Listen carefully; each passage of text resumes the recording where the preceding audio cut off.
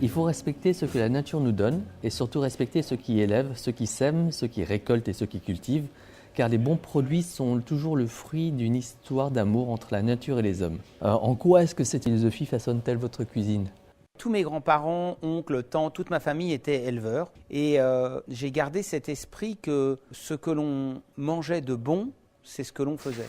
Moi, je ne sais pas ce que c'est que l'agriculture biologique. Mes grands-parents ne faisaient pas d'agriculture biologique, mais ils ne traitaient pas non plus. Ils faisaient de l'agriculture raisonnée. Cette citation, elle a un sens parce que je n'ai jamais vu mes oncles ne pas prendre soin de la terre. Je les ai jamais vus ne pas prendre soin de leurs animaux. Pour qu'un produit soit bon, c'est avant tout une vraie histoire d'amour entre celui qui travaille la terre ou qui élève, qui nourrit, et le produit final. Moi, je dis toujours, la pomme qui a un verre, elle doit être super bonne, parce que j'ai jamais vu un verre rentrer dans une pomme pourrie. On n'est pas juste là pour délivrer un plat, mais essayer de faire passer un message. Parce qu'en fin de compte, un restaurant, ce n'est pas que ce qu'il y a dans l'assiette. Ce qu'il y a dans l'assiette est une partie, mais ce qui fait aussi que vous revenez, c'est le service qui a été agréable, l'attention qu'on vous a portée, les arts de la table, l'ambiance, vous avez été bien. Il faut savoir qu'aujourd'hui, manger des bons produits devient du luxe. Et c'est là où notre responsabilité dans la chaîne, elle est de dire attention, revenons à des vrais produits pour que ça ne devienne pas qu'un luxe, ça devienne une normalité.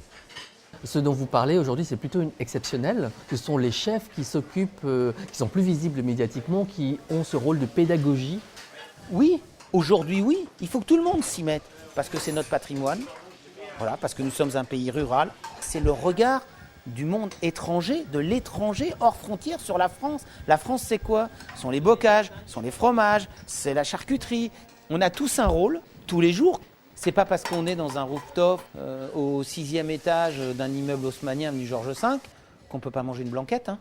Parce qu'on peut aussi bien manger un homard qu'on peut manger un filet de bœuf avec des frites. Le jour où les gens viendront chez toi pour manger un poulet avec des pommes de terre autour, c'est que tu commenceras peut-être à savoir faire ton métier.